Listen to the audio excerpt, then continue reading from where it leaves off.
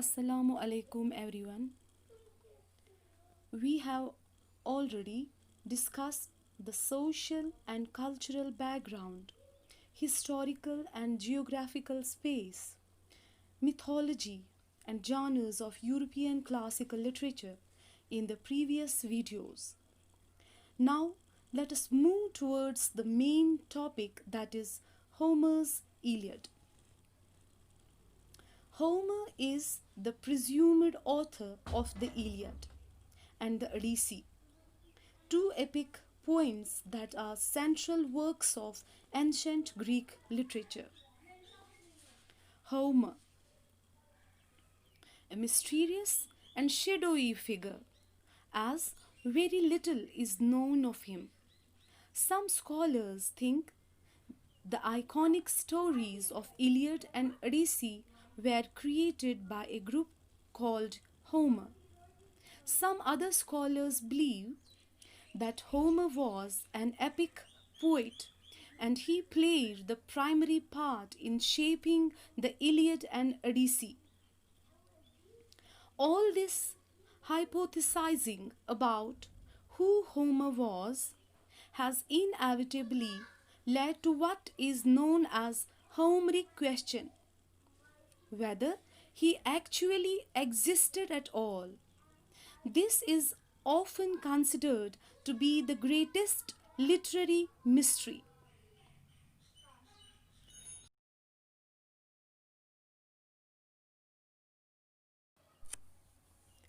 If the second assumption is accepted, then Homer must assuredly be one of the greatest of the world's literary artists. Historians place his birth sometime around 750 BC and conjecture that he was born and resided in or near Chios. However, seven cities claim to have been his birthplace.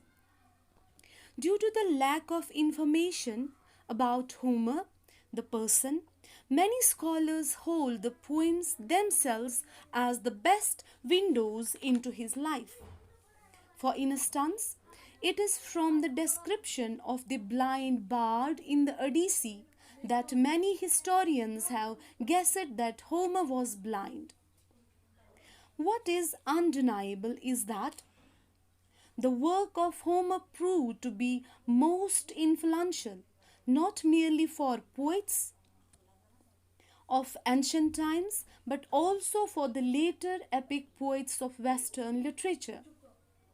The Iliad and the Odyssey conform to the diction of a purely oral and unwritten poetic speech that was used before the end of that century.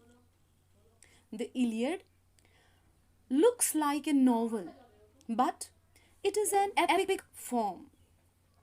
As you all know, an epic is a long narrative poem on a great and serious subject, refers to a hero's heroic or grand deeds.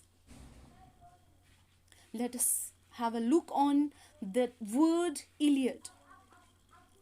Iliad, the title of Homer's epic, is actually from the Greek phrase Ilias Poesis, meaning poem of Ilion. Ilion is the ancient name for the city of Troy. The Iliad, a Greek epic or a long poetic narrative detailing a battle or voyage. It recounts the Trojan War, a war fought between the Trojans and the Greeks or Achaeans. The battle was so important that even the Greek gods played a role in it. The Iliad covers the quarrels and fighting near the end of the Trojan War. The story opens 9 years into the war, which basically started because Paris, son of King Priam of Troy kidnapped Helen from Menelaus, a Greek and brother of Agamemnon, king of Mycenae. Agamemnon decides to go to war with the Trojans and convinces other armies to join him. The Iliad is not just about the soldiers and kings, though. The gods too find their own source of entertainment by participating in the war on various levels. At the core of this epic is the legend of Achilles. Agamemnon seemingly does his best to irritate the gods and his most valuable warrior, Achilles. Agamemnon has captured a woman named Chryseis during his siege against the other towns around Troy.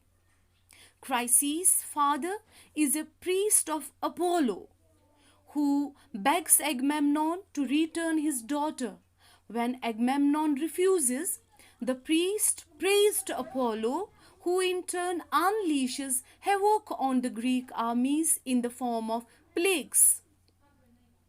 Achilles is so enraged with Agamemnon's stupidity and failure to realize how he has doomed his armies over Chryseis that Athena has to stop Achilles from killing Agamemnon.